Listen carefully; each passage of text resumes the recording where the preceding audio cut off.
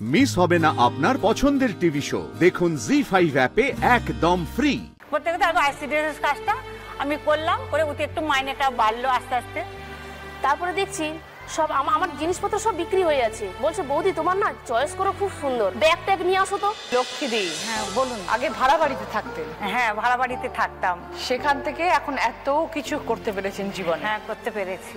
চারটে কাজ করেন। হ্যাঁ কোন চারটে কাজটা দিয়ে শুরু হয়েছিল? প্রথম আমি যখন ভাড়া বাড়িতে এসেছি তখন আমার হাজবেন্ড মোটে 100 টাকা কাজ করতো, লেবারগিরি কাজ করতো একজনের কাছে কাঠের।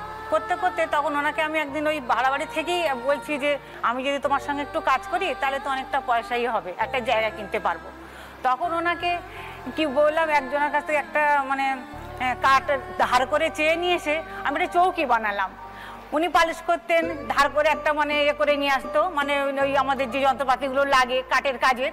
কে বানালো চৌকিটা? চৌকিটা আমার হাজবেন্ড বানাচ্ছে। আচ্ছা, একটা লেবার দরকার, তাই তো আমি পালিশ করে দিতাম, ঘষে দিতাম। একটা লেবার নিতে গেলে পয়সা লাগবে।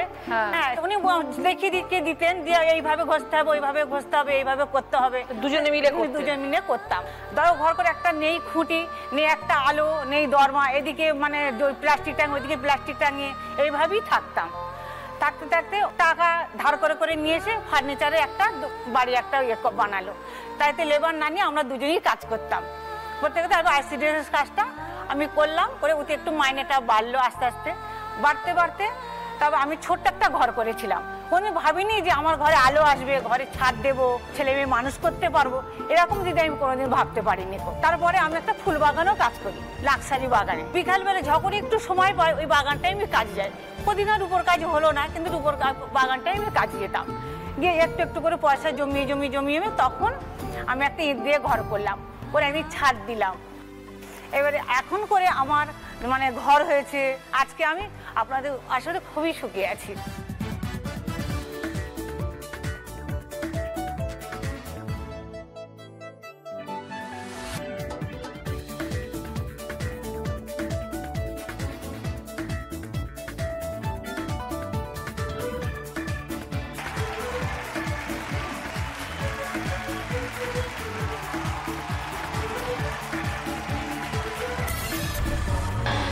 সুষমা, গ্রামের মেয়ে, হেলথ ডিপার্টমেন্টে কাজ করো। হ্যাঁ দিদি।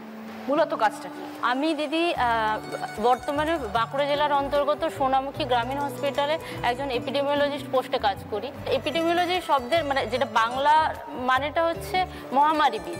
বেসিক্যালি ডক্টর কোনো একটা রোগ হওয়ার পরে ট্রিটমেন্ট করে, তো আমাদের কাজটা হচ্ছে ডিজিজ হওয়াটাকে আটকানো। তো আমরা ফিল্ডে যাই, কোনো একটা এরিয়াতে যদি অনেক বেশি রোগটা ঘটছে তাহলে সেই জায়গাটা কিভাবে আটকানো যায় সেটা আমরা করি। সুষমা, তুমি তো অনেক কষ্ট করে জীবনে বড় হয়েছো। হ্যাঁ দিদি।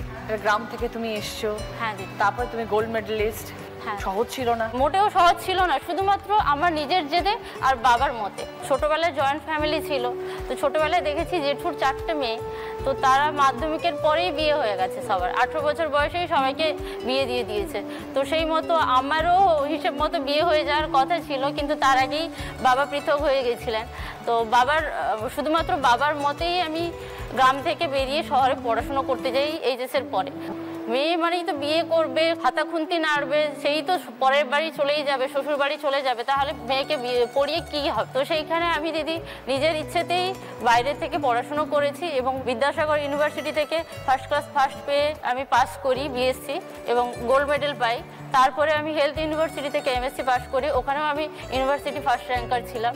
তারপরে আমি একটা কলেজে গেস্ট লেকচার হিসাবে প্রায় 1 বছর কাজ করি হলদিয়া ইনস্টিটিউট অফ হেলথ সায়েন্সে, এবং পরবর্তীকালে মুর্শিদাবাদ জেলা কান্দি সাব ডিভিশনাল হসপিটালে একজন পুষ্টিবিদ হিসাবে 2.5 বছর কাজ করি।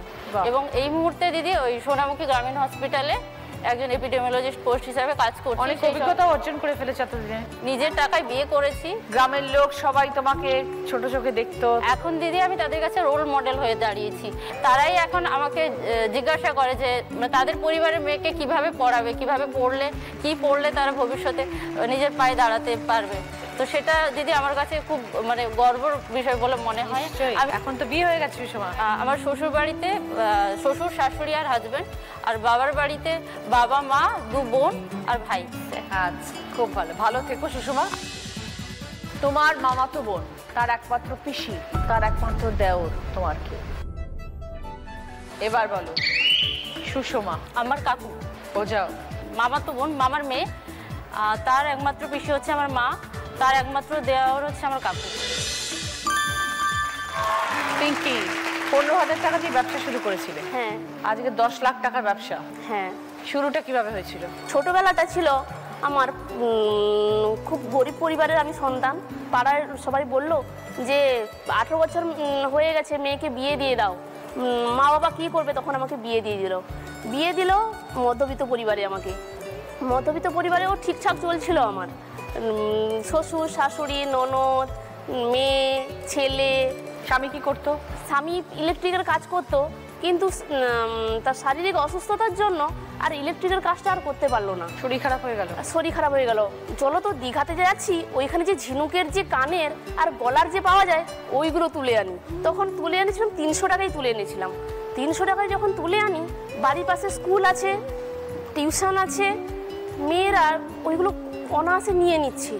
একটা ইমিটেশনের দোকান করলে কেমন হয়, এগুলা থেকে কিছু মাল করে আনি। পাইকারিতে 15,000 টাকা দিয়ে মাল করে আনলাম। দেখলাম যে খুব তাড়াতাড়ি আমার ওই মালগুলো সেল হয়ে যাচ্ছে। সকালবেলা উঠে দোকান খুলে, বাড়ির কাজকর্ম করে দোকান খুলে দিতাম। 12টার সময় বন্ধ করে দিতাম। ওই যে 12টার সময় যেই পয়সাগুলো হতো 12টার মধ্যে, ওই পয়সা নিয়ে আমার মেয়েকে আমার বাপের বাড়িতে আমার মায়ের কাছে রেখে দিয়ে, তখন বাইক ছিল না আমাদের বাড়িতে, টেকার করে সেখান থেকে মাল নিয়ে আসতাম। সেইগুলো সেই পয়সা নিয়ে চলে এলাম। আবার বিকালে সেরকমভাবে দোকান খুলে আবার এরকম করে 6 মাস 1 বছর এরকম গেছে। তারপরে দেখছি সব আমার জিনিসপত্র সব বিক্রি হয়ে যাচ্ছে। বলছে বৌদি তোমার না চয়েস করো, খুব সুন্দর ব্যাগ ট্যাগ নিয়ে আসো তো। এই করের ব্যাগগুলো না অনেক দামি হচ্ছে, তুমি লেদারের বা জিন্সের কাপড়ের যে হয় ওইগুলো নিয়ে আসো। ওইগুলো নিয়ে এলাম। বলো তোমাদের দোকানে ছাতা পাওয়া যায়? হ্যাঁ, সব ছাতাও নিয়ে এলাম। জিনিস কেনা জিনিস বিক্রি সব নিজে একা করতে? বড় সঙ্গে থাকতো, না হলে তো আমার করার পক্ষে সম্ভব নয় না। সংসারে সবকিছু কাজ সেরে তারপরে মেয়েকে রেখে, কিন্তু আমার মা খুব সাপোর্ট করতো এবং শাশুড়িও বলতো তুমি চলে যাও, মাল করতে চলে যাও, যতটা রান্না হয়েছে আর রান্না আমি করে নিব। যখন দেখলাম যে এখন আমার 15,000 টাকার দোকান আজকে আমার 10 লাখ টাকায় পৌঁছেছে। এখন আমি বাইক করেছি, দোকানটা একদম সেই পয়সায়, আমি কোনো বাড়তি পয়সা ওতে কোনো লাগাইনি। এখন ঘরে ফ্রিজ হয়েছে, তারপরে সাম্বার শুল করেছি। তখন কল থাকতো, কলে প্রচুর কষ্ট হতো, কাপড় জামা কাচতে প্রচুর কষ্ট হতো। তখন এখন সব কিছু করছি। আমি যেন অন্ধকার থেকে যেন আলোয় যেন চলে এসেছি। আর এখন শ্বশুর শাশুড়ি মেয়েটে নিয়ে আমি খুব ভালো আছি।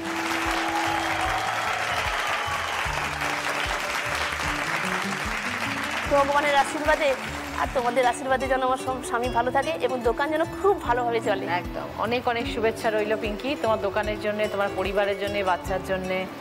তুমিও খুব ভালো থাকবে। আচ্ছা, টপ টপ গুজিয়া গুজিয়া দোলনা দোলনা শুকনো শুকনো। আজকে দিদি নাম্বার 1 পিঙ্কি কর with 88 points। জি5 ডাউনলোড করুন আর সব এপিসোড দেখুন একদম ফ্রি।